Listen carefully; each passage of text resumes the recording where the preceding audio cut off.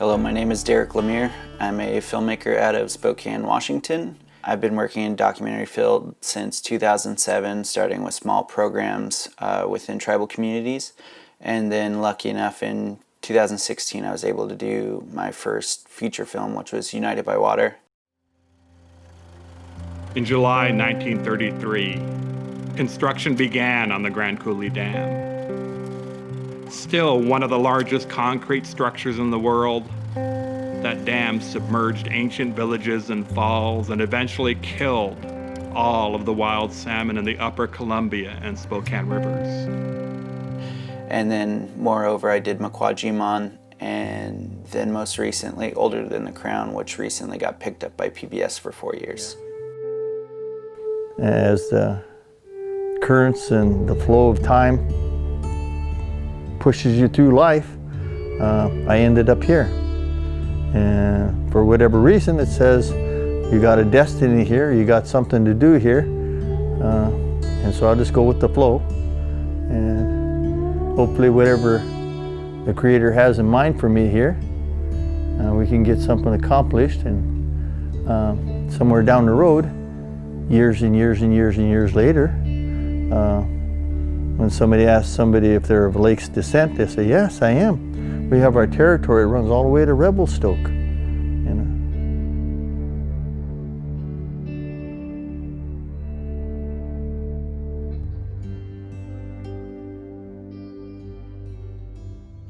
One thing before I start shooting, and it's always a question that you have to ask yourself when you're getting ready to do these kind of projects, you have to ask yourself, how do I enhance the story, or how do you complement the subject? There's no reason to do a film, especially in tribal communities, if you cannot help the issues you're talking about or that the stories you're sharing. So you always have to have that in mind. Don't go there and just try to figure it out.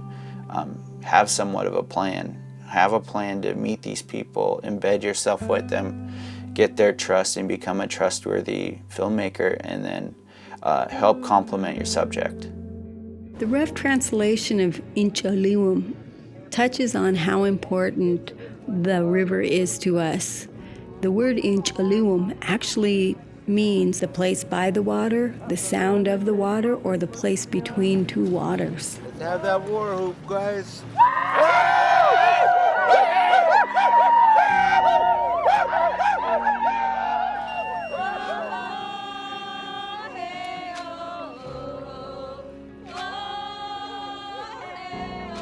It was a special time for us to accomplish not only just a physical feat, but just like, a spiritual feat, that we were going someplace. We were actually journeying to a place that had significance, and we were going together, and that was really special.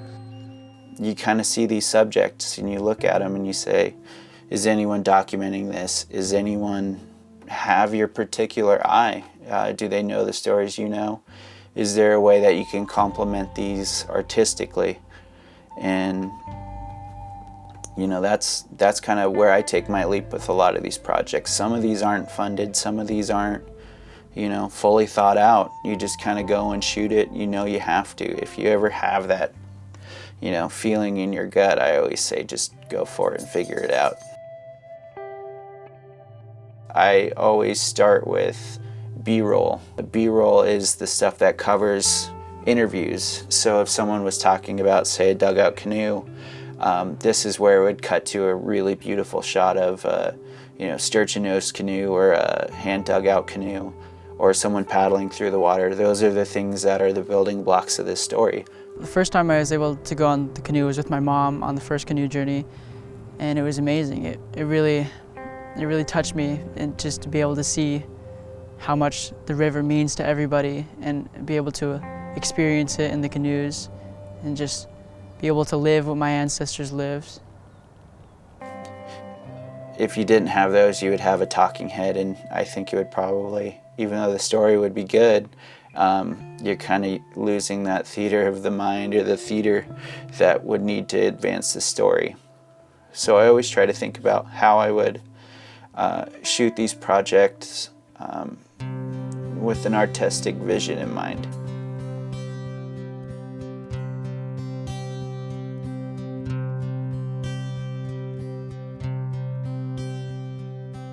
So one thing I like to work with is archival footage. So whether it's film reels, old music, documents, old pictures, I like to do those, scan those, and put them in, on my timeline.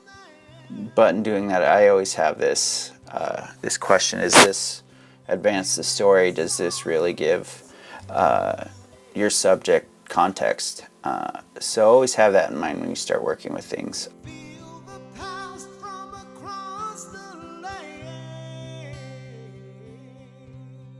You really have to really take your time with different subjects. A lot of people are not used to having a camera pointed in their face and being told talk. You really have to have those conversations beforehand. Trust is a big thing. And knowing your subject, whether it's the person or the craft or the cultural aspect, you really have to know it and then get to the interviews.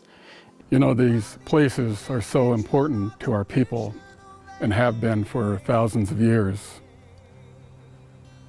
This place where our people fished and camped and gathered, and all the things that took place here that we don't have today. But each one of us, we have a very strong prayer that one day we will be back here and we'll greet our fish coming back up the river. And even doing the interviews, you can know all your stuff, but sometimes it takes a bit of time. So you also have to have a bit of patience when interviewing people such as elders or even knowledge keepers in any way, shape, or form. Your subject, you have to give them patience, or you have to have patience in order to shoot that, because it's not a natural thing. But what does come natural is after a few takes and after a few questions, you notice people start to get a little looser, get a little bit more focused on what they want to say.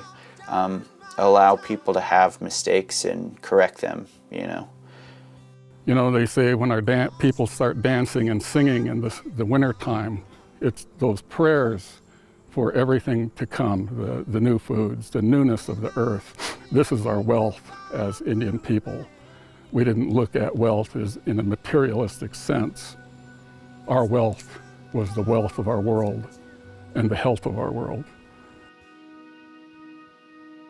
So you take all those elements that we talked about before, interviews, B-roll, shooting style, archival footage, and music, and then you apply those to your timeline. A timeline is all your collections of all those things edited to a particular piece. Preferably for me, in my process, I like to put down beds of music and edit towards that, and then use some of my B-roll or my cover footage. Some of that's like high frame rate stuff, some of it's shot on a phone, shot on other cameras, but I lay those out according to music or the way I'm trying to think it out. If you look at any one of the other films I've done, you kind of see at the beginning it always starts with music and kind of a setting. So I like to do landscapes with spacey music and then add some maybe traditional music over and mix it together. But creating the environment of the film is big for me.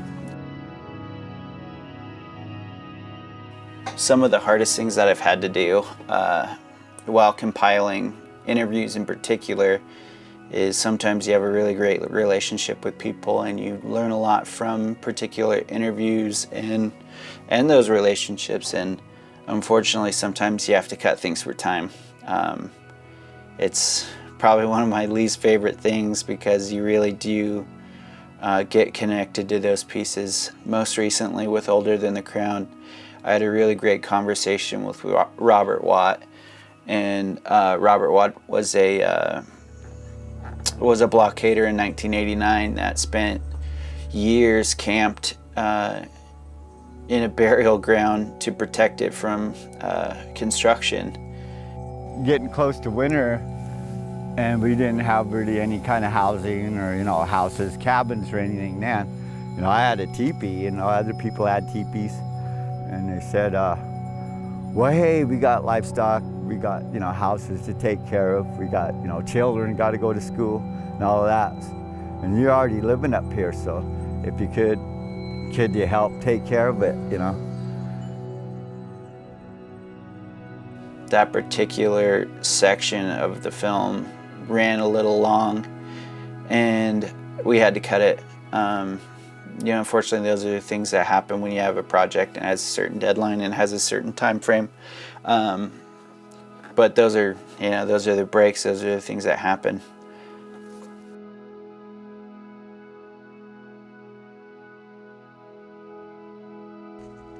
So one thing that I've noticed, and I've read and watched so many different how-tos on how to complete a documentary, but there's no one way. And generally the consensus is you just know through a gut feeling. And I've heard some other filmmakers that I respect even say that documentaries are never finished. They're just abandoned. That sounds dire and kind of sad, but it's true. You just kind of fall in love with these projects and you never want to let it go, and you want to keep tinkering away because there's always some way you could make it better. But at some point, you just got to trust your gut and share it with the world and kind of let this thing have a life of its own.